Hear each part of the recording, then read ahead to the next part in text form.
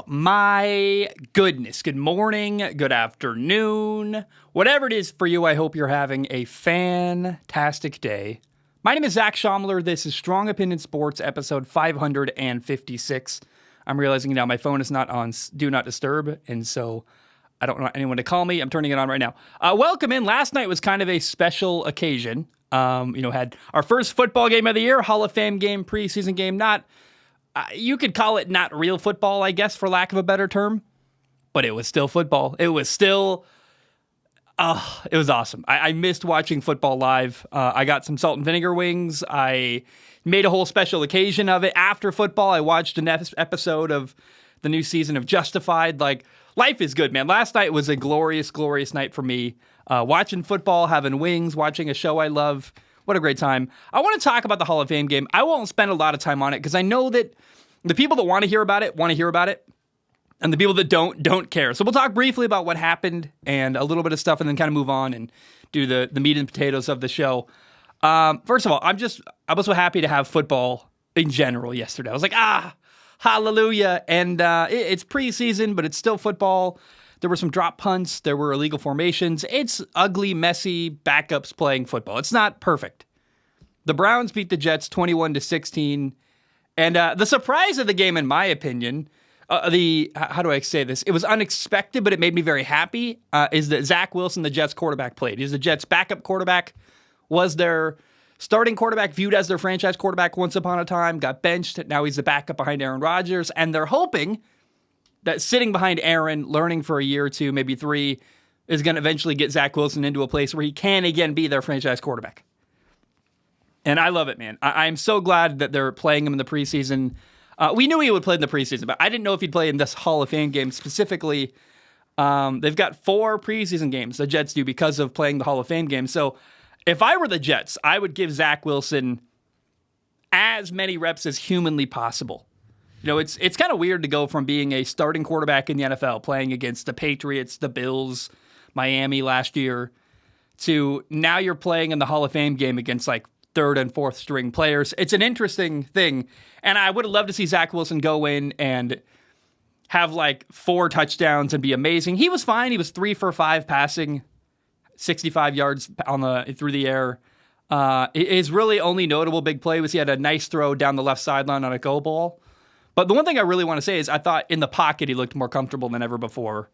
And it was kind of the taste of what might be a fun preseason watching Zach Wilson as he's learning from Aaron Rodgers and developing and hopefully growing as a quarterback. And, I love preseason football because we get to watch quarterbacks that we just normally do not get to watch play football. And I think Zach Wilson has become one of those people. You know, last year I loved watching Jordan Love in Green Bay because we didn't know when he was going to ever get on the field. And it's like, finally, we get to watch some Jordan Love. Now he's a starting quarterback in Green Bay. Same with Zach Wilson this year. It's fun to watch this guy who I think has potential and is certainly very talented. And I want to watch him again, the rest of the preseason. It's going to be really, really fun. This might be, in the preseason, the only live reps that Zach Wilson's going to get all year long. Hopefully. Hopefully, Aaron Rodgers is healthy all year. He's amazing. He takes the Jets to the Super Bowl. I would love to see that happen, right?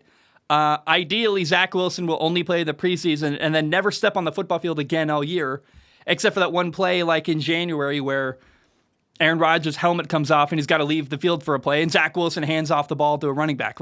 You know what I mean? And I'm really hoping that the Jets can use this preseason as an opportunity to help Zach Wilson get a lot of reps and develop as a quarterback. Now, Kellen Mond started at quarterback for the Cleveland Browns. He had a bad interception. He had a touchdown pass. I thought he got very much outshined by their 4th string quarterback, Dorian Thompson-Robinson. If you don't know the way the depth chart works in Cleveland, it's Deshaun Watson, Mr. $230 million man. Then Josh Dobbs is the backup. And then there's kind of a battle between the 3rd and the 4th string quarterback for that last. I think they're only going to carry 3 quarterbacks in Cleveland this year. You got Kellen Mond at number 3 and Dorian Thompson-Robinson at number 4. I think DTR, the quarterback, rookie out of UCLA. Look, I watched him live at the Shrine Bowl earlier this year in Vegas. The dude is so dang talented. And I think he could become not only the 3rd string quarterback beating out Kellen Mond long term, but it makes sense to have Josh Dobbs. He's a veteran quarterback. He's going to help your team. But long term, over the next couple of years, I could see Dorian Thompson-Robinson becoming the long-term backup behind Deshaun Watson. He's really talented. He's got a similar skill set to Deshaun. He can run. He's got a big arm. And then maybe long-term, DTR has got so much potential that I could even see him doing like a Matt Flynn-style move where he has a game, he comes in, he plays really well, and then gets a big contract to go be a starter somewhere else. Matt Flynn didn't work out in Seattle, but I still could see eventually DTR. Like, would you rather have Dorian Thompson-Robinson in New England, who is more physically gifted than Mac Jones, who can maybe do more stuff throwing the football with a bigger arm and a crazy ability to run the football, or Mac Jones, he might win this year, but he's got limited potential? I don't know. I could see DTR being viewed as a trade piece in the future out of Cleveland. Now, Dorian Thompson-Robinson was 8 for 11 passing, had 82 yards and a touchdown pass. Also, he ran for 36 yards. He led 2 touchdown drives. By the way, the first ever drive of Dorian Thompson-Robinson's career, he led an 11-play, 93-yard touchdown drive. I love it, man. I love DTR. He's got a ton of potential. And like these guys, the preseason is all about watching these young quarterbacks who were fun to watch in college, who are really talented, grow and develop. And DTR is a perfect preseason quarterback. If you want to watch something fun in the next couple weeks with preseason football's happening, and there's not a lot of exciting stuff because, as the game goes on, it's worse and worse football and more backups, but you're looking for that rare player that's fun to watch. Dorian Thompson-Robinson, Zach Wilson, these are both 2 quarterbacks that are going to be fun to watch during this year's preseason. It was a weird game. There was a blackout going into the fourth quarter. Like half the lights in the stadium turned off, and you don't even want to know the kind of conspiracy theories I have about that. Like, you can hack into that kind of stuff. I don't know if that's what happened there. I don't know if someone turned off the light switch. I don't know if a breaker blew. Who knows? I have no idea. But it was interesting. The lights went out for half the stadium for a little bit. I'm not sure if there's room in the Jets quarterback room. That's too many uses of the word room back to back. But they have 4 quarterbacks in New York on the Jets roster. Aaron Rodgers, Zach Wilson. Chris Streveler is their number 4 quarterback, and I'm not sure that he is going to make it. Like, I really am rooting for him, though. I like him. The couple times he's played during his NFL career, he's scrappy, he's fun to watch. He's just man, I think it'd be a shame if the Jets got rid of him. I don't know what value he brings to the Jets, quite frankly, now that they've got Aaron Rodgers, got a capable backup Zach Wilson. I'm blanking on the name of the kid. Tim Boyle is the third-string quarterback, I believe, who he's worked with Aaron Rodgers and played with them in Green Bay before, so he knows the system Nathaniel Hackett is running. But Chris Streveler, I don't know if he's going to make it. I don't know if he's going to make the roster. I hope he at least is on the practice squad. I would think he brings value in the locker room and helping. He's just, I don't know. I don't know if he's going to make the cut. I worry they're going to cut him. He made the team last year, and I have no idea. It's got a really, 4 quarterbacks is a lot of quarterbacks to carry when you only can have 53 guys on a roster. I don't know that Chris Streveler is going to make it long term, but I'm rooting for that. I'd love to see him, if he gets cut, at least end up on the practice squad, because I just like what he does. He does some good stuff. He's, the word is scrappy, man. The couple times he's come in and played, I think he played in the regular season last year. If I remember correctly, I watched him and I was like, this guy's got something fun about him. And I don't know. I'd like to see him make it. And then this game yesterday made me realize how underappreciated of a broadcaster Mike Tirico is, the NBC broadcaster.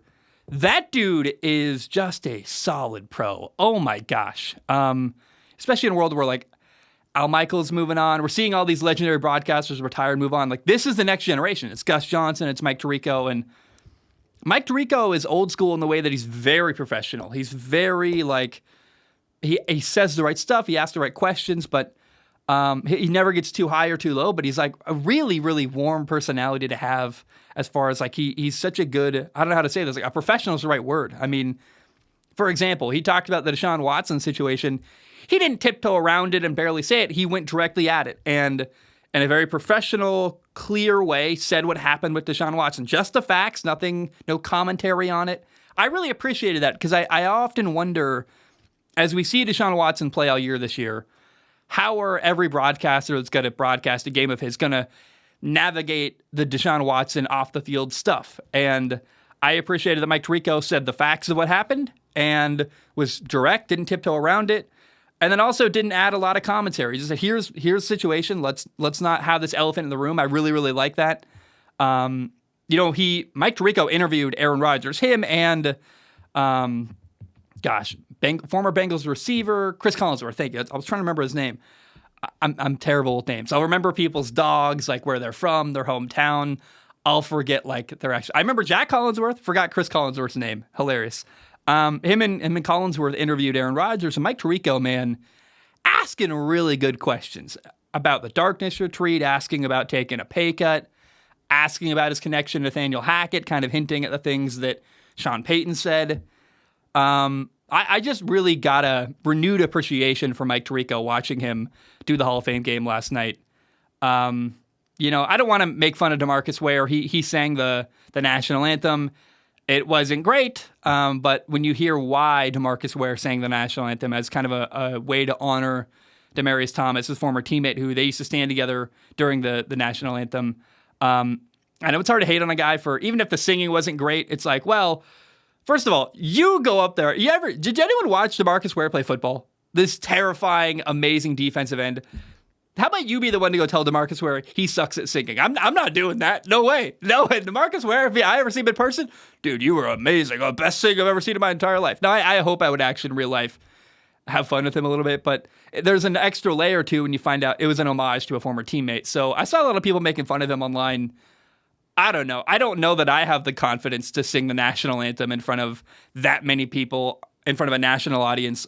So no matter how you felt about the singing, I think it takes a lot of, kahunas maybe is the right word there. I don't know, man. Was it amazing singing? No, but it was touching. It was an ode to his former teammate who's now passed on. And whether it was great singing or not, it was passable and certainly took a lot of bravery because I don't know that I could sing the national anthem at the NFL Hall of Fame game next year, for example. If someone asked me to do that, I'd be like, I probably would. I would probably try. I would hope I would say yes to that and try to do it. But I don't know. It's tip of the cap to DeMarcus Ware. Also, one more final thing. During that interview Aaron Rodgers gave, Aaron went out of his way to, praise Jordan Love. It further reinforces this belief I have that anyone who doesn't like Aaron Rodgers or thinks he's like a horrible person or mean or whatever, I think they just have the wrong idea about Aaron. You may not like Aaron, you may not like the decisions he makes, but I don't think he's like a bad guy or a mean person. And I really like this version of Aaron. Aaron in New York fits so much better than I think Aaron did in Wisconsin. I think culturally he just fits in better. And Kirk Cousins is a great fit in Minnesota, right? I think Kirk, he's the most Midwest guy I've ever seen. Aaron Rodgers doesn't have the same, he's a little bit different culturally. And I think Aaron in New York fits in better. And I really like what he brings to the table. I think he's comfortable. It's fun. He's happy. And I don't know. Interviews with Aaron recently, he's just been out of his way to be so kind. And I think I really like the side of Aaron Rodgers we've been seeing since he got to New York and been very gracious. I hope he wins a lot, man. I really am rooting for Aaron Rodgers this fall. And I'd love to see him change a narrative from being a villain to being more of a hero and a folk figure in the NFL. Okay, something happened today, something that I've been talking about on this show for a while. I think episode yesterday or 2 days ago, I talked about the potential of this happening, literally. And the moment has finally come that it happened. Faster than I thought, but it's not shocking.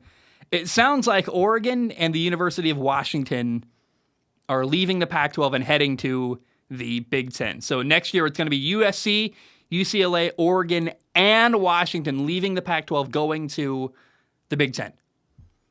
First of all, straight up reaction is there's no more Power 5 conferences. There's 2 conferences in college football, and then everyone else. They got the SEC and the Big Ten. They have all the talent.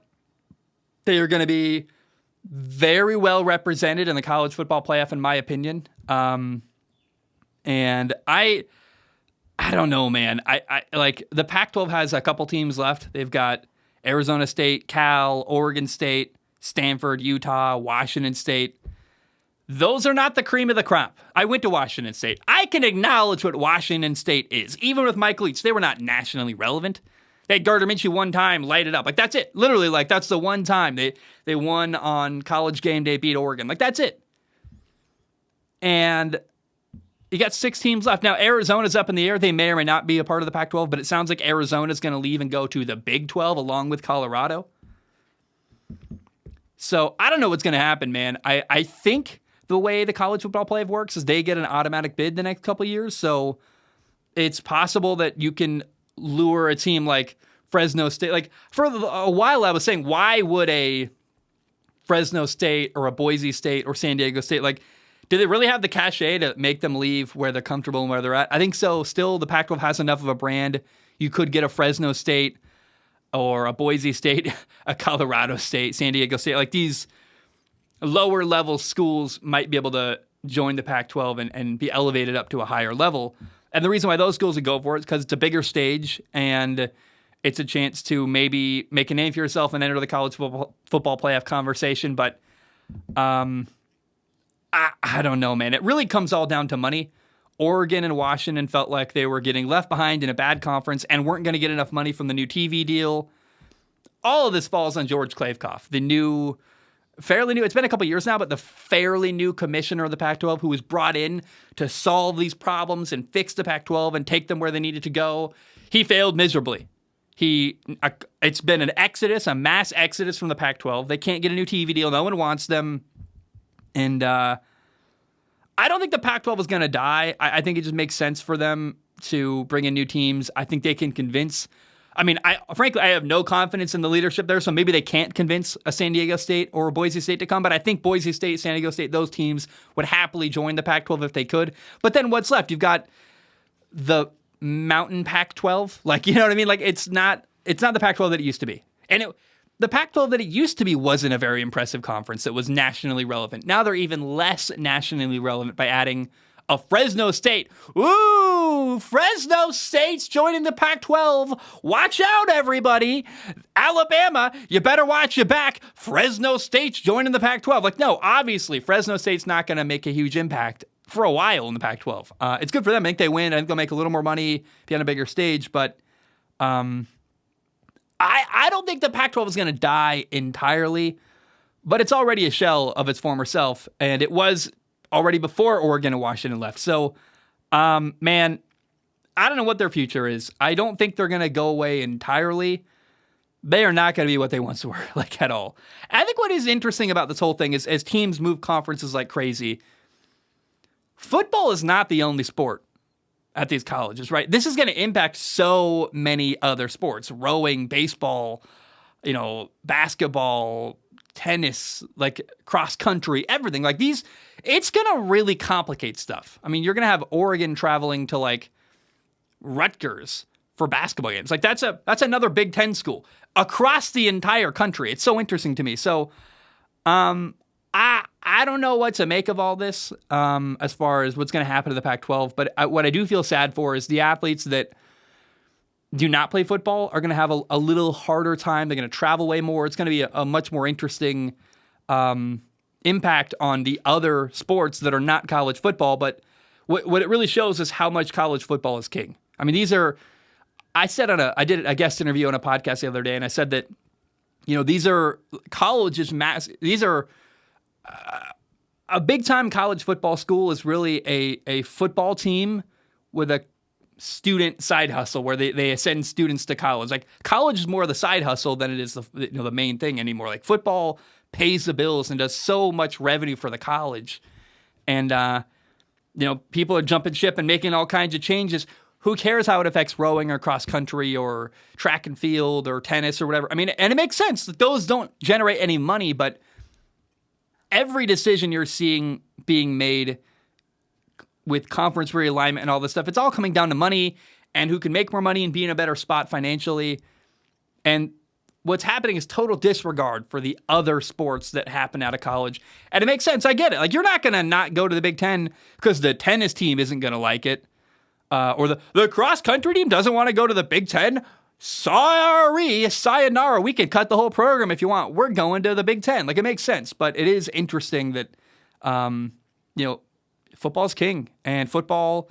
Again, I want to repeat what I said earlier. Like, these are football teams that have a college as a side hustle. Like, and it's fascinating, and we're getting closer and closer to it's just professional college football. Like, hey, when you're Oregon traveling to Rutgers for an away game every year, you know what I mean? Like that. What are we doing at this point? These are not. So I don't know. The lack of being in the same region is interesting. The lack of regard for other programs is interesting. It's all about money. And what I will say is I'm happy for Oregon.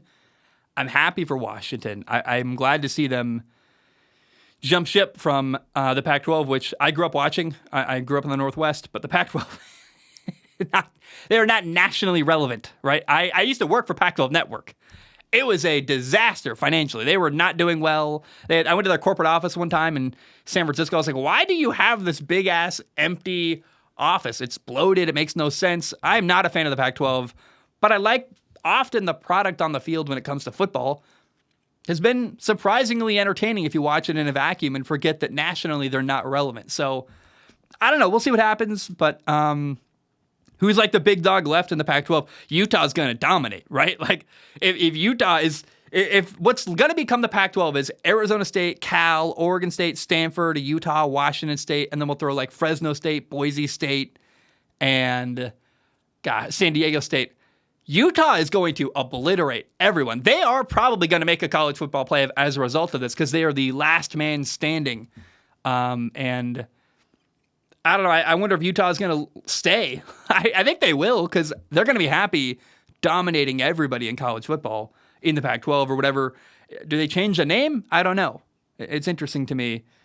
Or like the Big Ten. The Big Ten has what, like 16, 18, 20 teams, some crazy amount of teams now. It's like Big Ten because it's actually bigger than 10. Is that why it's called the Big Ten? I don't know, but I don't know. It's just interesting. And I'm going to be curious to see what happens with what remains of the Pac-12 now that they've lost 5 colleges already. Looks like they're going to lose Arizona as well. And we'll see what happens.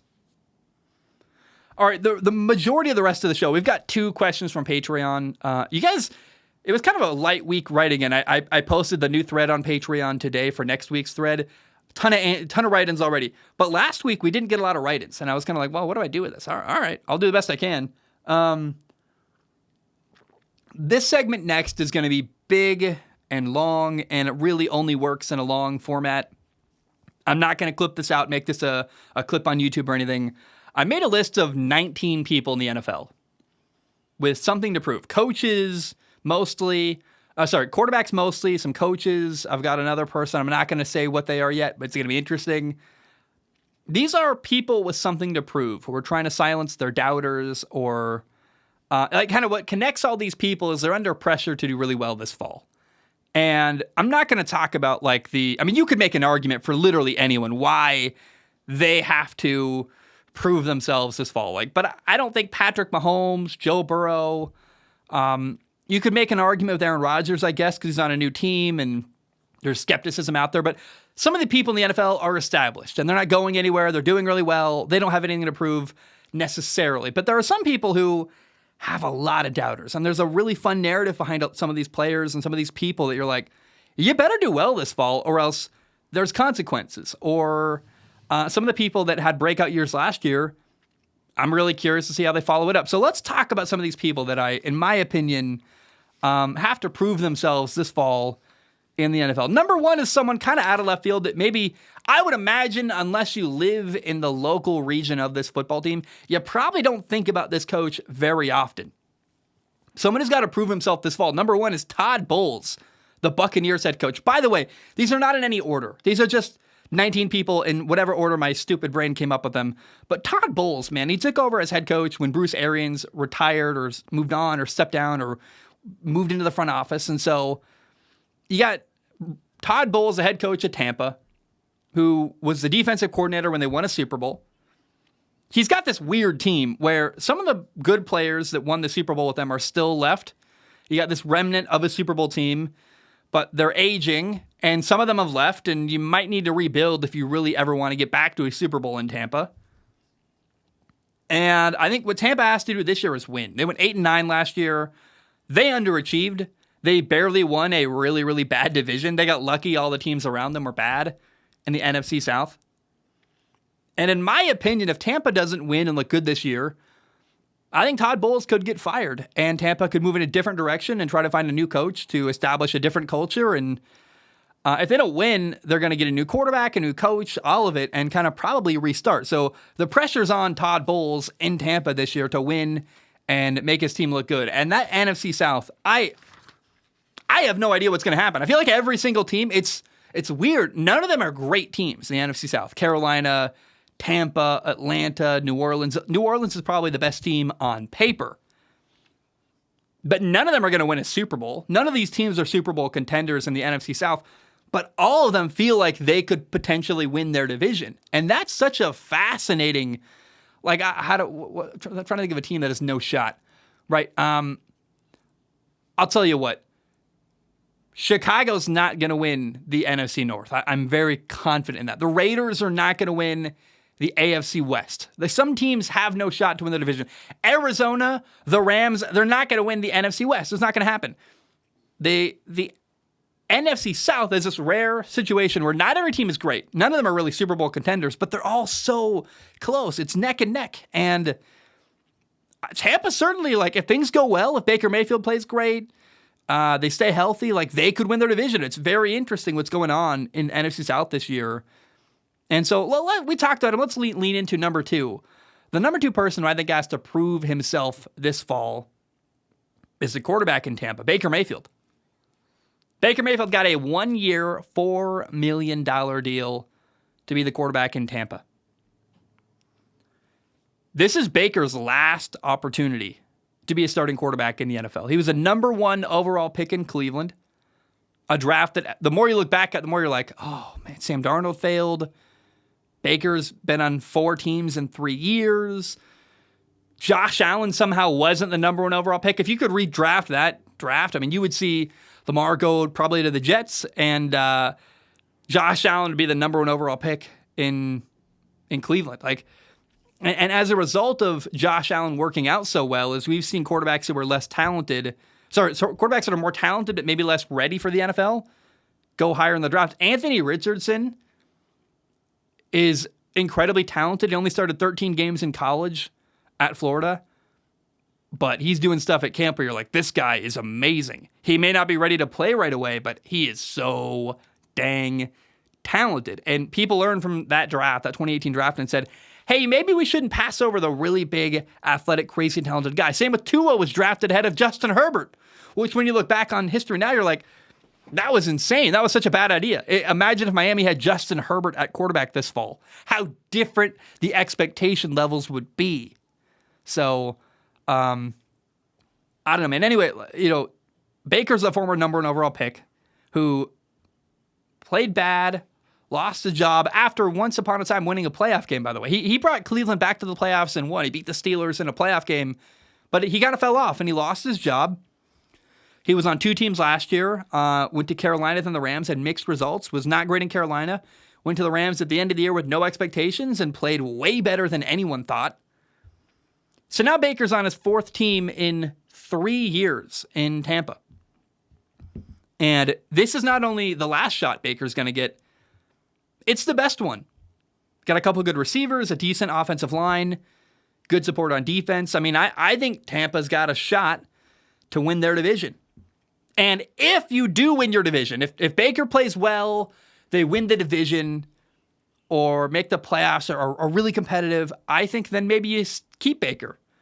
If Baker's bad and you got a top 5 pick, he's out. They're going to replace him. But if Baker does really well, they've got like a mid-first round pick and they're competitive. I think Todd Bowles can keep his job. I think Baker could keep his job in Tampa. And maybe you don't rebuild in Tampa and tear everything down. Maybe you try to fight a little longer to stay competitive with the older players you have. But we saw 2 quarterbacks last year get a second chance to become a starting quarterback. Geno Smith in Seattle captured that moment, played great, and revived his career. Marcus Mariota in Atlanta did not. Marcus Mariota had a shot and was not great. And so I'm seeing a lot of similarities with Baker Mayfield and Tampa. This is the last opportunity he's going to get where he's given the benefit of the doubt and be the starting quarterback on a football team in the NFL. If he doesn't play well, it's probably over for Baker.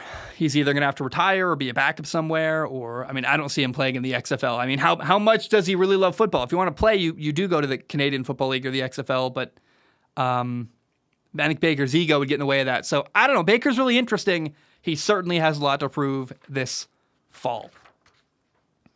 Here's a weird one that's going to make people angry. You ready for that? Ready for the anger?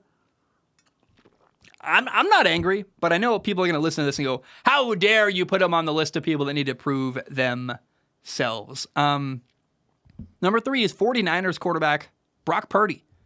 Mr. Irrelevant last year, the last pick of the 2022 NFL Draft. Brock Purdy was the third option at quarterback for the 49ers last year. He got a shot. He did really well. I thought Brock Purdy played better than Jimmy Garoppolo did last year. That, to me, gained my respect and my attention. You know, Brock Purdy led the 49ers to the NFC title game. He got hurt. If Brock Purdy doesn't get hurt in the NFC title game, it's very possible the 49ers would have gone to the Super Bowl. Here's the question. Can he do it again? Can Brock Purdy do it again? He still, in my opinion, has something to prove. I'm not sure what to expect from him. I don't see why he couldn't be good. But he is coming off an injury he sustained during that NFC title game. And there's this quiet voice in the back of my head that says, I'm not sure. I love Brock Purdy. I'm rooting for him. He's got a great story. He's like the second coming of Tom Brady, a guy that came out of nowhere and is awesome. It reminds me of Tom Brady or Tony Romo, guys who were not well thought of, who kind of came out of nowhere and suddenly became franchise quarterbacks. Brock Purdy might be that guy. But if he's going to establish himself as a franchise quarterback, he's got to play really well this year. And I want to see Brock Purdy step in, be confident, play at a high level, and play really well. But there's a possibility he doesn't. So I would still say Brock Purdy has something to prove this fall. Number 4 is Patriots quarterback Mac Jones. Mac Jones has doubters in Boston. I've got friends who live in Massachusetts, and, you know, he was the 15th overall pick in 2021. This is the third year with Mac Jones as a Patriots quarterback. I thought he had a good rookie year last year. Patriots went to the playoffs, but Mac Jones was not as good last year. And I don't think it's fair to blame him for that. I'll tell you why in a second, but I know that Patriots fans out there are like, I'm skeptical of this kid. Should we maybe think about, getting rid of him? Could we trade him to the Raiders with Josh McDaniels next year? I think one of the problems with Mac Jones is he's not overtly talented. He's not obviously an incredibly gifted quarterback. He's kind of got an average arm. He can't run around. I mean, I floated the idea earlier in the show. What if the Patriots made a move to go get Dorian Thompson-Robinson? He's got more potential, more physical ability than Mac Jones does, which is interesting. And by the way, they worked with DTR. Bill O'Brien and Bill Belichick worked with DTR at the Shrine Bowl in Vegas when I was there earlier this year. So they know DTR. I'm not saying that's a real possibility, but my point is this. I understand why people might have doubts in Mac Jones. He played bad last year. He's not the most gifted physically quarterback. Now, I don't think it's fair to blame Mac Jones for what happened last year. He had no real offensive coordinator. Bill Belichick is the head coach of the Patriots, and what happened last year with the Patriots offense really hurt my belief or confidence in Bill Belichick, actually. Last year, Bill Belichick did something crazy. He made Matt Patricia the offensive play caller in New England. And it didn't make sense to me, but I'm like, hey, it's Bill Belichick. He's won 6 Super Bowls. I'm going to give him the benefit of the doubt. He knows what he's doing. It was kind of like George Lucas and Jar Jar Binks. You're like, that's a fail, dude. That was a bad idea. Someone should have told you no. 2017, Matt Patricia was the Patriots' defensive coordinator. A defensive coach on the defensive side of the football. He got the head coaching job in Detroit. Defensive head coach. Didn't do well, by the way, in Detroit. In 2022, somehow, Matt Patricia goes from a defensive coordinator, defensive coach, to calling the plays and designing an offense in New England. What happened? It made no sense to me. It's baffling. I'm like, okay. But I tried to trust Bill Belichick. It didn't work out. And it made me go, next time Bill Belichick has a crazy idea, I'm going to go, Well, I remember last time you had a crazy idea, and I respect you, Bill, but that one didn't work out. So you're not infallible. This year, however, Mac Jones has got a good offensive coordinator, Bill O'Brien, former Patriots offensive coordinator, former head coach. Say what you want about him as a head coach. He's always been a good play caller, offensive coordinator in Alabama. And there is some solid help around Mac Jones. He's in year 3. What I want to see from Mac Jones is to gain Patriots fans' confidence. I want to see him capture the moment and play really well. If Mac Jones is bad or mediocre this year, there are going to be fans calling for him to be out in New England. His job has got to be secured this year by playing really well. And I think the excuses are gone. You got a good offensive coordinator, got some good players around you, good young receivers, man. I want to see Mac Jones solidify his standing in the NFL this fall. We're on number 5. Dude, we're only on number 5. This is going to be a long topic. I hope you realize the whole episode is going to be me talking about people that have to prove themselves this fall. Number 5 is Jared Goff, the quarterback in Detroit. Expectations are sky high in Detroit. Finally, it's a team in Detroit that people believe in. They sold out season tickets, and there's a lot of confidence. People are betting on the Lions for the first time in forever. Jared Goff, their quarterback, has an opportunity this year to change the narrative about him. Remember, he lost the Super Bowl with the Rams. They got rid of him. They jettisoned him. And I think that Jared Goff is viewed as an average to mediocre quarterback, similar to Jimmy Garoppolo, who went to a Super Bowl and lost, similar to Kirk Cousins, Derek Carr. Like, a lot of people put Jared Goff squarely in the middle of their quarterback rankings. He's fine. He's a solid starter. But what if Jared Goff has a great year? Wins that division in the NFC North, wins a playoff game, puts up a ton of yards, bunch of touchdowns, just plays at an incredibly high level this year. I think Jared Goff could really elevate the average NFL fan's opinion of him by having an incredible year this year and winning a playoff game and turning Detroit all the way around. So I am rooting for Jared Goff to have an amazing year, and I hope the result of that is that people start to go, oh, Jared Goff might not be just a mediocre quarterback. He's the truth. And the only way to prove that is by playing at a high level this fall in Detroit. How about number 6, Washington's offensive coordinator, Eric Bieniemy. Eric Bieniemy has to prove himself this fall. He was in Kansas City. He kept interviewing to become a head coach, and he kept not getting hired. All of the credit for the success in Kansas City goes to Andy Reid, the head coach, and Patrick Mahomes, the quarterback. Understandably so. You could argue the best at what they've done ever. And this is a horrible thing to say, but it's honest. I was working on my predictions for Kansas City a couple days ago, and I realized that Kansas City's not going to miss Eric Bieniemy at all. They're going to be totally fine without him. That's not great. Like, you want to show how good you are. Usually when you leave, things aren't the same. But he's going to leave Kansas City, and they're totally fine. And it made me go, ooh. What does that say about Eric Bieniemy? It's a tough reality. I don't believe Eric Bieniemy has to win in Washington. They could be a terrible football team that doesn't win. But the offense has to look good. They got to score a lot of points and look good. And I think if they fail this year, you could blame it on the quarterback. They got a second-year quarterback, former fifth-round pick Sam Howell. He's an unknown.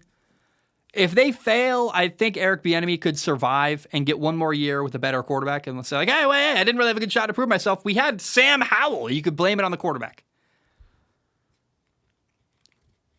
But if Eric Bieniemy makes Sam Howell look amazing, and you're like, whoa, this guy can really coach. Sam Howell looks really good as a second-year quarterback, former fifth-round pick. And there's an opportunity for that. They got a better offensive line than last year. Jahan Dotson, Terry McLaurin, Curtis Samuel, a couple of good running backs. They got weapons in Washington for sure. And I want Eric Bieniemy to prove himself. Show the world that you're not just the guy who followed Andy Reid. You're not just the guy lucky enough to coach Patrick Mahomes. Show the world you're a great offensive coordinator. I don't know that he will. I really am not sure. We'll find out. But certainly, Eric Bieniemy is one of the people in the NFL with the most to prove. His reputation's on the line. And I think if he can win with Sam Howell, make him look really great, his reputation will change, and he'll be like, yo, I told you guys, I'm a good offensive coordinator. So we'll see. Keep your eye on Eric Bieniemy in Washington. How about number 7? Daniel Jones, the quarterback in New York, the Giants quarterback. This is another guy where the question isn't, can you be good? It's, can you do it again? Can Daniel Jones be even better? The Giants hired Brian Daboll as head coach last year, and it made Daniel Jones look like a way better quarterback. He kind of had a breakout year, quite frankly. Giants won a playoff game. Daniel Jones got a new contract. I want to see Daniel Jones unleashed. People don't realize Daniel Jones is built like a superhero. He's 6'5", 230. Josh Allen is 6'5", 237, and not as fast as Daniel Jones. Daniel Jones can run. He's huge. He's a great athlete. And I want to see him just unleashed. Let him be the physical force of nature he is. He looks bigger. Look at pictures of Daniel Jones. You're like, I wish my muscles looked like that. Oh my gosh. What is he doing in the offseason? He looks like a superhero. Physically, he's so gifted. I want to see Daniel Jones get even better this year. Light it up. Got Jalen Hyatt, this receiver out of Tennessee, who's been looking great at camp, running right by people. You're like, oh man, there's potential for a lot of fun there. Brian Daboll's offense, Jalen Hyatt, Daniel Jones, an offense that, by the way, can take advantage of a quarterback being able to run, which I want to see Daniel Jones run the football at a high level this year. Please, I am begging you.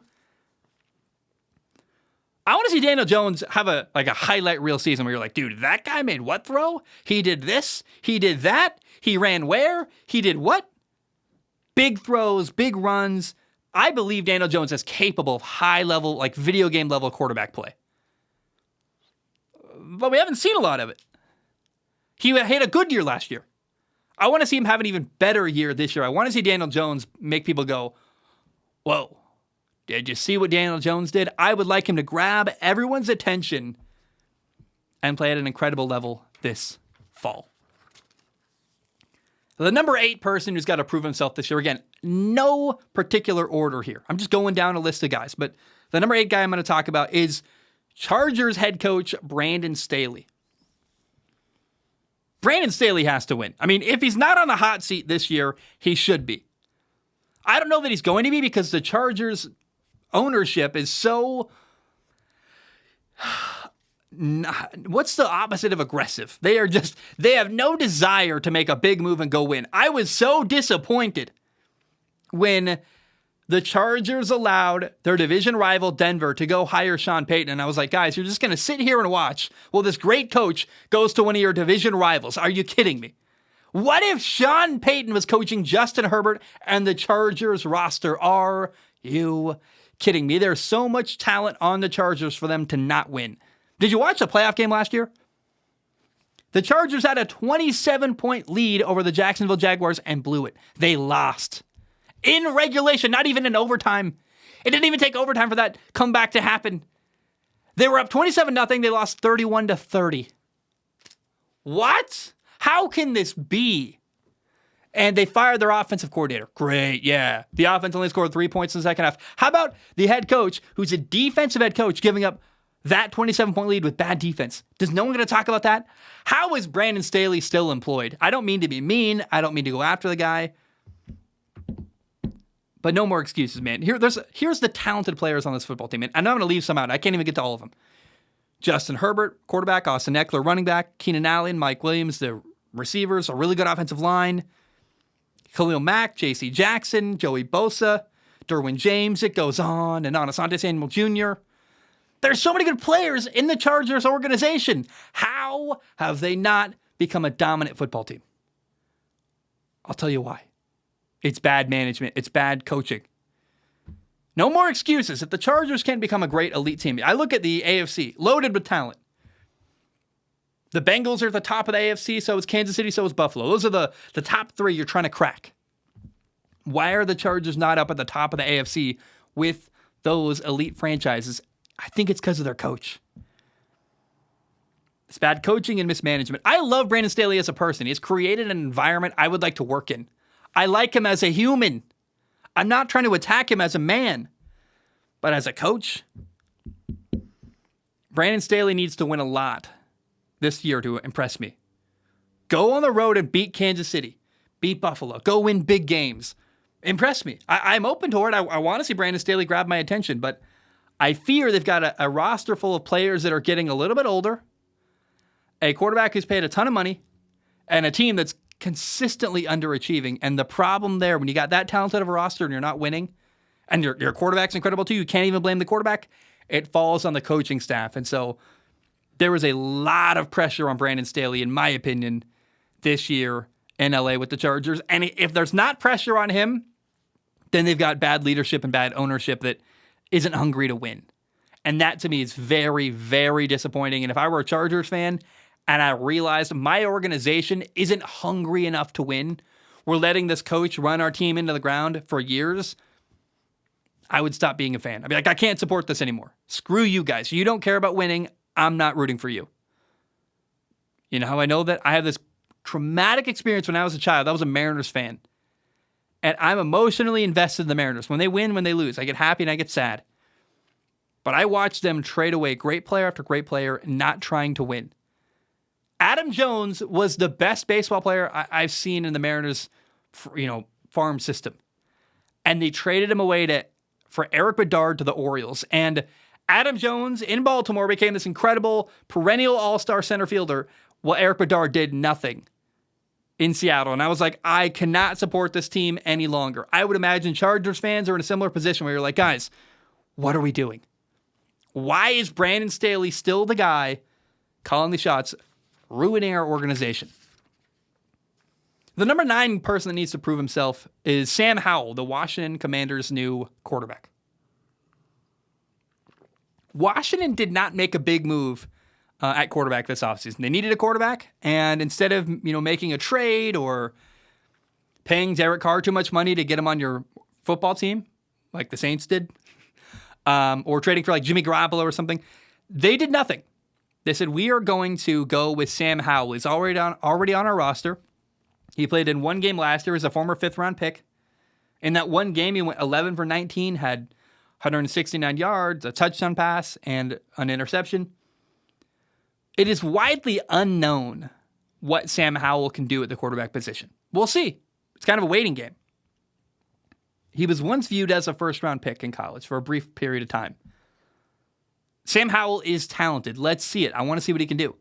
They got solid receivers, Terry McLaurin, Jahan Dotson, Curtis Samuel. The offensive line is better this year than it was last year. Still not great, but better than it was. And, Sam Howell, he didn't choose to be in this position, but certainly he's trying to show the world what he can do. He's trying to, mark his spot and become a franchise quarterback, and I'm rooting for Sam Howell this fall. How about another first-year quarterback? Number 10, Jordan Love's got to prove himself in Green Bay. He was drafted in the first round in 2020.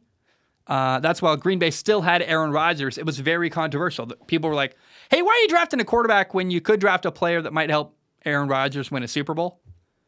Controversial, made a lot of people unhappy. And Jordan Love is entering his 4th year in the NFL. He's got big shoes to fill. He's the guy after Aaron Rodgers. How do you follow up what Aaron Rodgers did in Green Bay? Well, how was Aaron supposed to follow up what Brett Favre did? And Aaron followed up Brett Favre and was better. What does Jordan Love do in Green Bay? I have no idea. I think he's talented. I loved him in college. And I'm going to be patient. Remember, you got to be patient with Jordan Love. It might take him a year or half a year to really start playing at a high level and doing really well.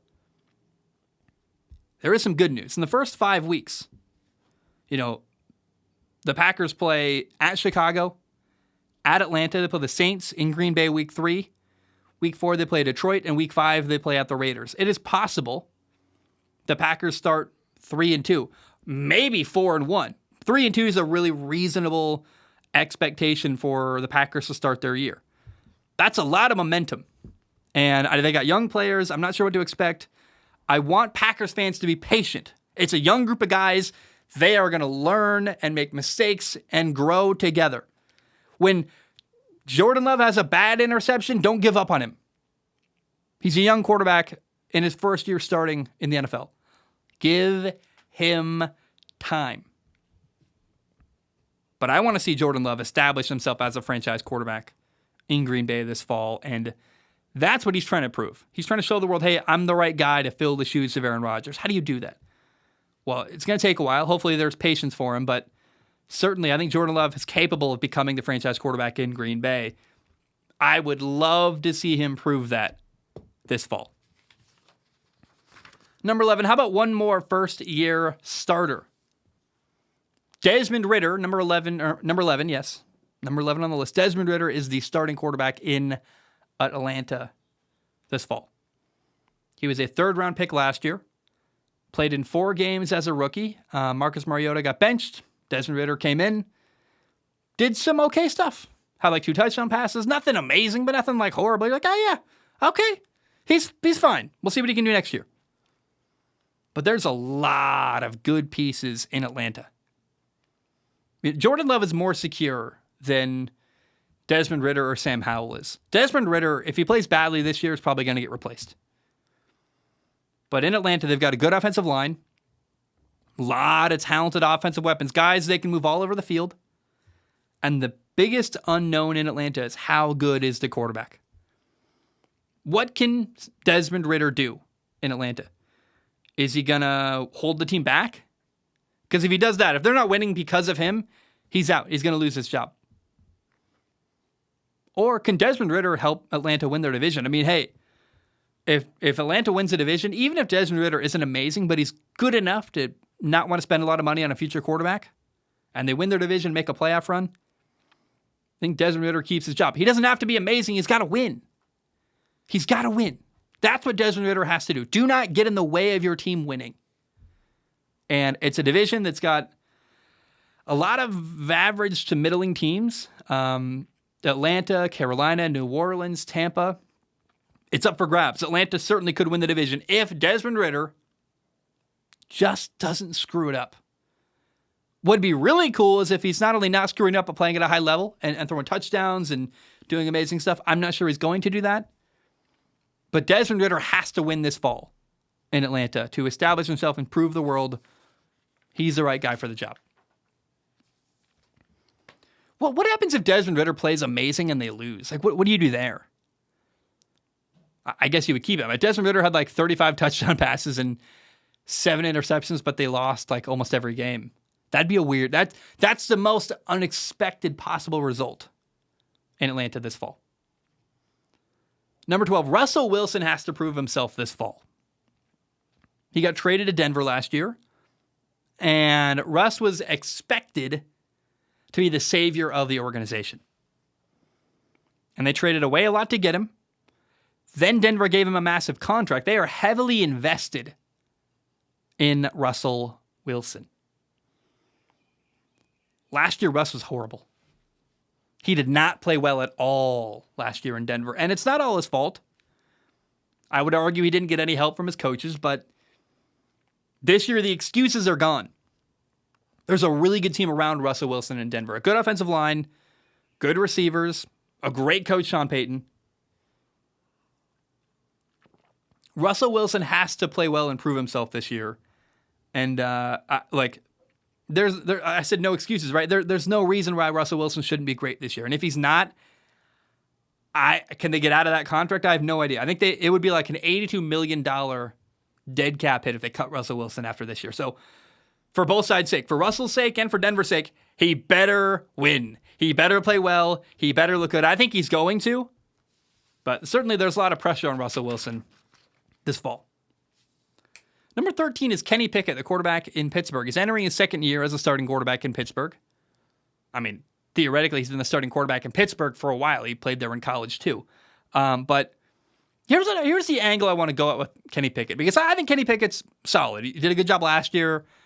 I don't have any doubt he's the franchise quarterback in Pittsburgh. He played well enough last year that I watched the film. I'm working on a project about that. I like what Kenny Pickett did last year. I believe in him. But the AFC is absolutely loaded. Kansas City, Buffalo, Cincinnati. Ton of great quarterbacks. Josh Allen, Joe Burrow, Patrick Mahomes, Justin Herbert, Lamar Jackson. You could even throw Deshaun Watson in there. The AFC North is absolutely loaded. Joe Burrow, Lamar Jackson, Deshaun Watson. 4 great teams in the AFC North. I mean, it's a bloodbath. And Pittsburgh has won 6 Super Bowls as an organization. There is an expectation. If you're the quarterback in Pittsburgh, you got to compete for a Super Bowl in your career. That's just what happens in Pittsburgh. You win Super Bowls. If Pittsburgh's going to win a Super Bowl with Kenny Pickett, he's going to have to become one of the quarterbacks at the top of the AFC. He's going to have to be in that conversation along with Burrow, Mahomes, Jackson, Herbert, Allen. It's a bit early for this conversation in year 2, but looking at where things are going for Kenny Pickett, he's going to be the steady, established quarterback in Pittsburgh. But the next question is going to be, is he Kirk Cousins or is he, Drew Brees? Is he an average quarterback who is good and going to win but never going to get his team far enough to win a Super Bowl? Or can Kenny Pickett elevate himself enough to become like Joe Burrow, to become like Josh Allen? We're like, this dude is a guy we do not want to play. I'm terrified of playing against him. This is maybe more of a better conversation to have 2 years from now as we start looking at the body of work Kenny Pickett can do, but I'm seeing where he's going already. He's going to be the starter in Pittsburgh. He's really good. But the next question very quickly is going to become, hey, what's the potential of Kenny Pickett? Is he Dak Prescott, who has good numbers every year and makes the playoffs and does nothing? Or is he good enough to elevate a team far enough like Joe Burrow was done in Cincinnati where you're like, this dude is the man. We don't want to play Joe Burrow. I would, if I had a favorite team in the NFL, I would way rather than play Dallas than Joe Burrow. Who's more terrifying to you, Joe Burrow or Dak Prescott? Kirk Cousins or Dak Prescott? So Kirk Cousins or Joe Burrow? I want to see Kenny Pickett become one of those guys in the NFL where you're like, my goodness, we don't want to play him. He's hard to beat. I think it's a bit early for that conversation. It's year 2. He's still trying to establish himself as a starter. But long term, that is where the conversation is going to go with Kenny Pickett. How good can he be? Can he ever be one of the top quarterbacks in the AFC? Talk about quarterbacks trying to become guys at the top of the AFC. How about number 14, Ravens quarterback Lamar Jackson? That's the big question. Does Lamar Jackson deserve to be mentioned with the best quarterbacks in the AFC? Patrick Mahomes, Joe Burrow, Josh Allen. I know he won an NFL MVP once, but so did Cam Newton. Was Cam Newton ever a top 5 quarterback in the NFL? I genuinely don't know the answer to that, so feel free to write it. But I want to see Lamar Jackson grow as a passer. They are trying to support him in Baltimore. They brought in a new offensive coordinator, Todd Monken. They invested in receivers. They added Odell Beckham Jr. They drafted Zay Flowers in the first round. They've got a former first-round pick, Rashad Bateman, who was a first-round pick in 2021. They're trying to get Lamar Jackson really good receiving threats. They got a new coach, literally new receivers. They've got a good tight end, Mark Andrews, a great offensive line in Baltimore, one of the best in the NFL. Can Lamar Jackson crack the top of the AFC? He's got a massive contract, ton of support around him. Maybe it's early, maybe it's year 1 in a new system. Maybe the conversation's got to be this next year where you're like, hey, it's Lamar Jackson. Year 2 with Todd Monken, let's go. But certainly, man, those big 3, Burrow, Mahomes, Josh Allen, they sit at the top of the AFC. Can Lamar Jackson crack that top 3? Can he get into the elite company of the AFC? Some people would already argue he is, but I want to see Lamar Jackson go on a deep playoff run. Maybe knock off Josh Allen, send Joe Burrow home, win the division, beat Joe Burrow in the AFC North. I'm really curious if Lamar Jackson can become one of those elite top-level quarterbacks where you go like, oh, this guy belongs at the top of the NFL. Because right now he's like the number 9 best quarterback in the NFL, something like that, right? He's not top 5. Can Lamar Jackson push it even further, become a better passer, who, by the way, can run better than anyone in the NFL as well? I want to see what Lamar Jackson can become, and I'm hoping that this year he takes a step forward as a passer. The number 15 person who's got to prove himself this year is an interesting one. One I like having this conversation about. In my opinion, Jerry Jones, the Cowboys owner and decision maker, has a lot to prove this fall. Jerry Jones chose the head coach, Mike McCarthy. He's the one who gave Dak Prescott a massive contract. And you look around the NFC East in that division, Jerry Jones doesn't have the best coach by a mile. I take Brian Daboll and Nick Sirianni over him. Doesn't have the best quarterback. And I'm so tired of the theme of the Cowboys, which is, this is our year. Yeah, every year we got better. We made a lot of moves. We're going to win a Super Bowl this year. They beat in their chest like gorillas. Yeah, we're going to do it. Yeah. Shut up. Prove it. Okay, Cowboys fans, let's see what you can do. If you're so great, win the Super Bowl. I've been waiting for years. It's not happened. I'm skeptical. I'm very skeptical of the coach. I think that Mike McCarthy is a bigger issue than Dak Prescott. I wonder if Dak Prescott could win more with a better coach. What if he had Sean Payton coaching him? Probably win a Super Bowl. Probably would go farther. And instead of blaming the coach or blaming the quarterback, I'm going to blame the guy who chose the coach, who chose the quarterback. Dak Prescott's only ever won 2 playoff games in his career. That's a shame. I often wonder, is Dak capable of more if he had better coaching? But Jerry Jones wanted Jason Garrett as coach, Mike McCarthy as coach, people who answer to him, people who are not going to challenge him behind the scenes. They've got a really good group of players in Dallas, and if they underachieve, it's going to be on the coach. And it's going to also be on the guy who chose him, Jerry Jones. I wish Jerry Jones would give up control of the Cowboys, hire a general manager who's an actual general manager, please. Pay Howie Roseman, dude. Look at what the Eagles are doing. Why don't you pay him a bucket load? You have the money. There's no amount of money you can't give to an executive or a coach. There's no salary cap on that. Why don't you poach Howie Roseman? Give him an ungodly amount of money. My point is this. Jerry Jones has been getting in his own way for years. And hey, maybe the Cowboys win a Super Bowl this year and he shuts me up. But I don't think Mike McCarthy's the right coach to win a Super Bowl in Dallas. Are you kidding me? And I'm just tired of people when they lose this year in the playoffs. Or I think Dallas is so good they're gonna make a playoff game. I would believe that. But when they fall short, everyone's gonna blame Mike McCarthy. He's gonna get fired. Dak is bad. Mike McCarthy sucks. He's a bad coach. No. Blame the guy who chose the coach. Blame Jerry Jones, the guy building the team. I'm so tired of other people taking the fall for Jerry Jones' lack of willingness to hire a truly great head coach. So the pressure's on Jerry Jones. Let's have the conversation about the right person. Stop blaming the coach. He's mediocre. He's fine. He's not going to take him far enough. But the guy who chose him is the real problem. Jerry Jones is the bigger issue in Dallas. Another person who's got to prove himself, number 16, Derek Carr. Derek Carr got dumped by his old team, the Raiders. Josh McDaniels worked with them for 1 year, and he couldn't get rid of Derek Carr fast enough. He's like, get me out of here. I need a new quarterback. Derek Carr, sayonara. Brought in Jimmy Garoppolo, the guy who can't even stay healthy. Played like 1 full year of his entire career. Derek Carr is now on a new team. He joined the New Orleans Saints, signed a 4-year, $150 million deal. I think that's an overpay, but whatever. But on paper, this is a good football team. They play in a crappy division.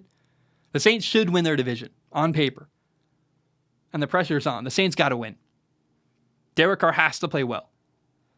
And what I would like to see from Derek Carr, I don't know if he's going to do it or not, but I would like to see Derek Carr show the world that the Raiders made a mistake by letting him go. The way you win that divorce is by winning. The way you get revenge is by living well. Go to New Orleans, win a playoff game, play at a high level, make the Raiders regret getting rid of you. That is what I would like to see from Derek Carr. I don't know if it's going to happen. But I heard one of my favorite podcast hosts one time said, he runs a video game podcast, but he said, the best revenge is living well. That's what Derek Carr can do in New Orleans this fall. How about another guy who's got to prove himself? It's Deshaun Watson, quarterback in Cleveland. This dude has had a lot of accusations and court cases off the field. It's an ugly mess. I'm not rooting for Deshaun Watson at all. It seems like a scumbag. However, personal anecdotes and personal feelings aside, the reality about Deshaun Watson is last time he played a full season of football in 2020 on a disaster, horrible of a football team, the Houston Texans. They were the worst team in football by a mile. Deshaun Watson should have won MVP that year. He had 33 touchdowns and 7 interceptions. He somehow played at a high level despite everything going wrong around him. It was amazing. I really thought one of the most impressive performances that year was Deshaun Watson surviving this terrible team and not even looking bad. You're like, how? Wow, that's amazing. Nobody wants to say this because Deshaun Watson appears to have he's been accused of disgusting things off the field. But if Deshaun Watson plays like he did in 2020, Cleveland's going to be one of the best teams in the NFL. Their roster's loaded. And if he plays the way he's been able to play in the past, Deshaun Watson's going to be incredible. I mean, you have to say that. I don't root for him as a person, but my God, I mean, dude can play football. The question is, can Deshaun Watson play at a high level? And is the system around him going to work to put him in a good situation? Remember, he's a guy who in Houston ran basically a spread system in the shotgun all the time, multiple receiver sets, not quite the system they're going to run in Cleveland, which is him under center in the I formation with a fullback, running play action. It's a different system. Can the system work for Deshaun Watson? It's his first full year playing in Cleveland. There is no excuse of it's his first year, though, because he was in the system last year. He played a little bit last year. He knows the offense. Can Deshaun Watson play at a high level? Deshaun Watson's got a lot to prove, but let's be real about it. If he plays the way he did in 2020, Deshaun Watson's going to be amazing. I don't know that. I mean, Michael Vick went to prison for dogfighting. He came back and won NFL MVP. The NFL was willing to forgive Michael Vick for hurting dogs. I don't know that optically they're comfortable with Deshaun Watson winning the NFL MVP, given what he did to other human beings. Allegedly, I got to say that, but not good. So I don't know the NFL would allow Deshaun Watson to win an NFL MVP just because it's bad optics to have that guy get accused of all this stuff and then be at the top of the NFL. You don't want to deal with that PR. But if Deshaun Watson plays the way he did in 2020, the way he's capable of, I mean, he might be in the conversation for MVP. I mean, he really, the team is loaded. He's really good if he plays well. If he plays the way I've seen him play in the past, you have to, I have to be true to what the football said. Watch film, you're like, dude, this guy is amazing. I mean, I may not like him, but he can play. Deshaun Watson's got a lot to prove, but can he get back to that high level? That is the question in Cleveland. Number 18, Geno Smith has a lot to prove in Seattle.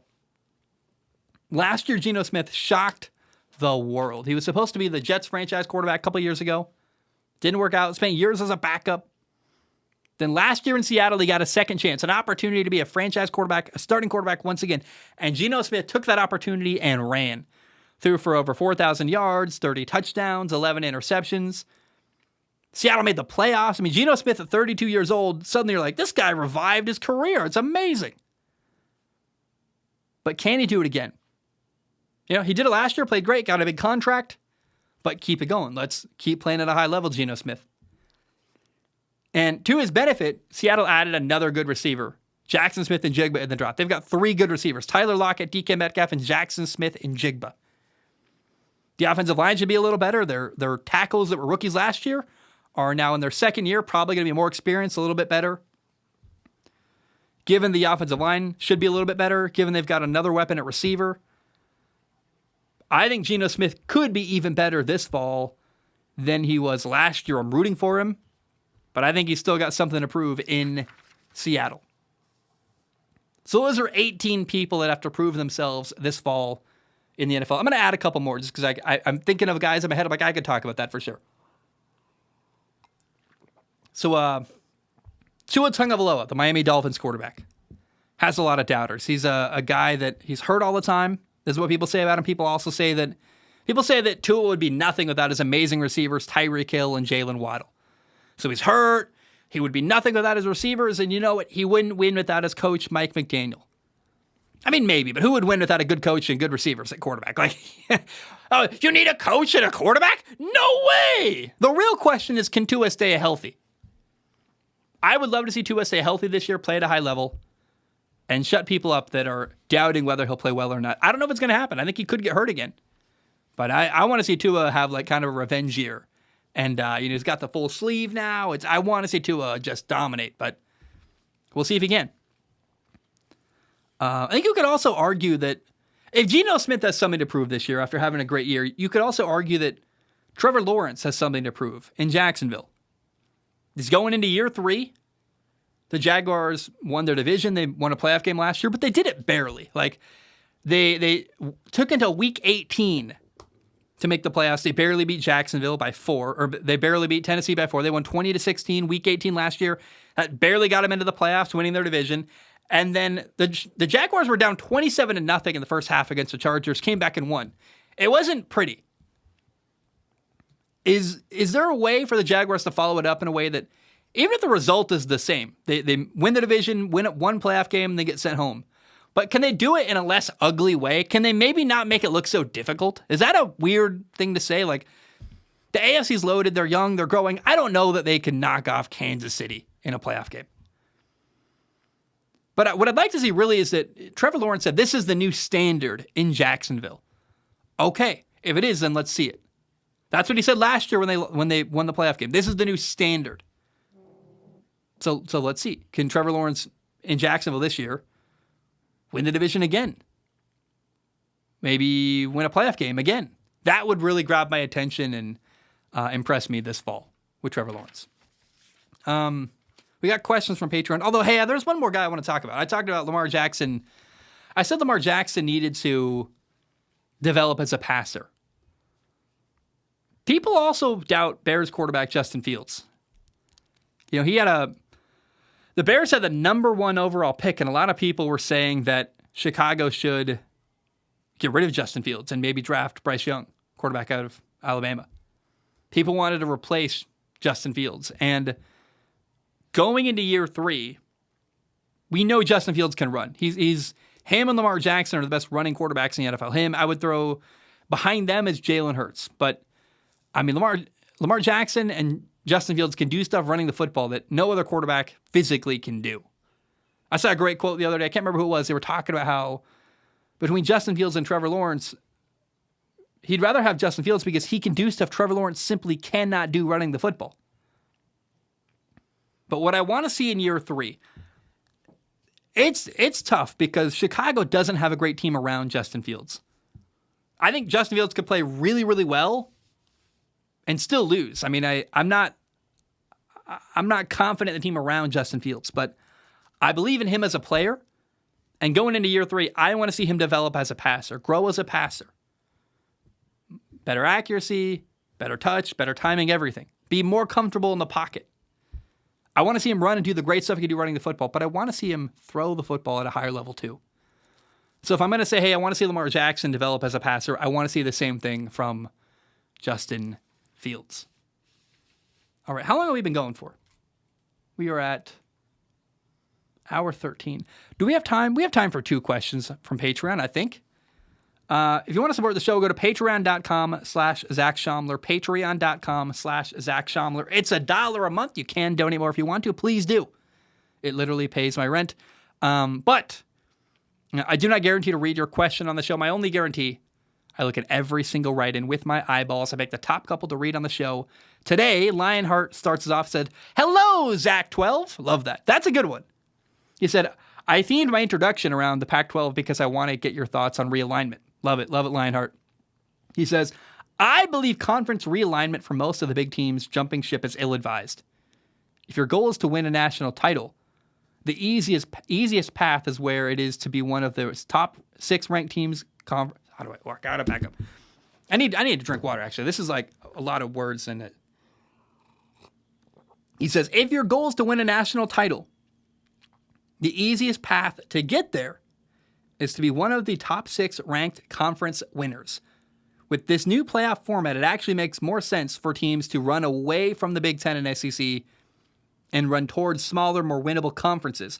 I understand that the TV deals for those conferences bring in more money than, say, the Pac-12, but wouldn't being a national champion or even just being in the playoffs also bring in more money? It's an interesting conversation. As we see Oregon and Washington and USC and UCLA all flock to the Big Ten, and they're going to get more money from the media deal, and it's going to work for them probably better long term. But who's going to win in the short term? You know who won today? You know who really, really benefited from the announcement that Oregon and Washington are also leaving? I mean, it's unconfirmed, but the report that they're leaving. Utah's the big winner. Utah's like, guess we're making the playoffs, baby. Like, we dominated the division. You could argue that even with Oregon, USC, Washington, you could argue even then Utah was winning the division and dominating. Now there's not even a competition? Now there's no one to challenge Utah? Okay. They're riding high. Like next, probably not this fall. This fall you still got USC at a high level, Oregon, Washington. But when those guys leave, the team left's going to be Utah, and they are going to benefit a lot because you get an automatic bid right into the college football playoff. Hallelujah. I think that you could argue USC, UCLA, Washington, Oregon, they chose money over a shot at a title. But does Oregon really have a shot at a title anyway? And the other conversation, Lionheart, you got to consider is you have to be in a big conference to recruit the best players. So I think it makes sense why Oregon and Washington left. And they're going to recruit at a higher level because they're going to be on the biggest stage. And when you're going to likely see eventually a world where multiple SEC teams and multiple Big Ten teams are getting into the college football playoff. It's going to take time because the rules got to change. But you'll occasionally see an ACC or a Big 12 school, but it's the Big Ten and the SEC and then everyone else. That's the two best conferences in football, the biggest stages in football in the college football world. If you're not playing for an SEC program or a Big Ten program, you're playing for a school that's lesser. That's just what's going to happen. So recruiting and recruits in general are going to go, dude, we're not going to the Pac-12. We're going to play for Oregon. They're in the Big Ten. They play Michigan. They play Ohio State. They play these massive games. Like, we are going to see recruiting change where the SEC already dominates, but the SEC and Big Ten are going to dominate even more than before. They're going to get all the best recruits, and you're going to see all of the talent in the country pooling in those two conferences, and then everyone else is kind of left behind trying to keep up. So yeah, short term, Utah's going to win, and they're going to, not this year, but next year probably win the conference, the Pac-12, and get a bid to the national title. Utah's going to win in the short term, but long term, are they going to steal recruits from Oregon, from USC, Ohio State, Michigan? No. So I think it's better to be trying to be the big dog in the biggest pond than the big dog in a small pond long term. And so I hope that answers your question.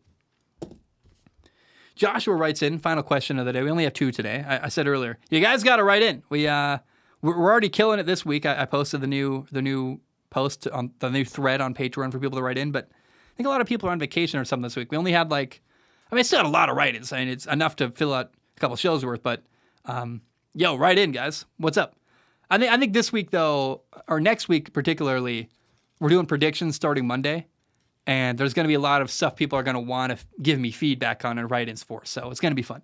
Joshua writes in and says, hey, Zach, which coach in the NFL do you believe is the most overrated? In my opinion, it is Josh McDaniels. Outside of Tom Brady, who, quite frankly, did not need his coaching, he has made every quarterback that played under him turn into a disappointing version of themselves.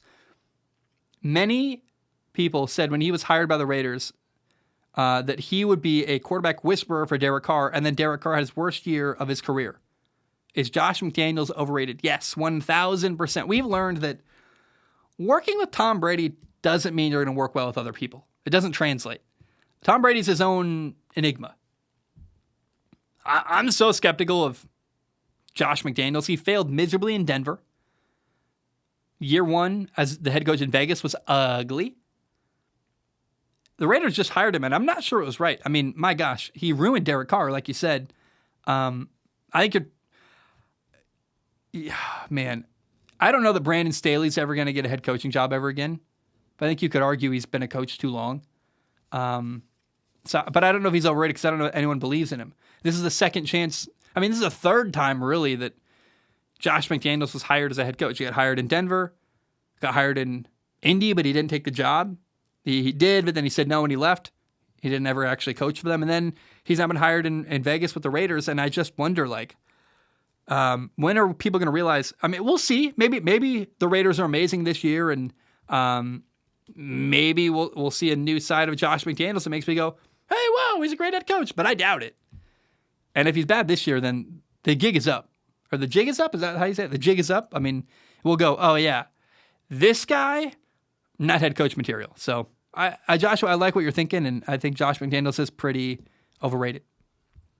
Guys, that's all I have. I love you. I appreciate you. I'll see you on Monday. I promise you, I have been working so hard on predictions. And these predictions, they're not just predictions. They're like a season preview for every team. It's a full breakdown of the roster. I tell you what my prediction landed up on, but it's a lot of stuff, a lot of research, and I'm very proud of it. So I'll see you on Monday with that. I love you. I appreciate you. Have a great day. And bam, we are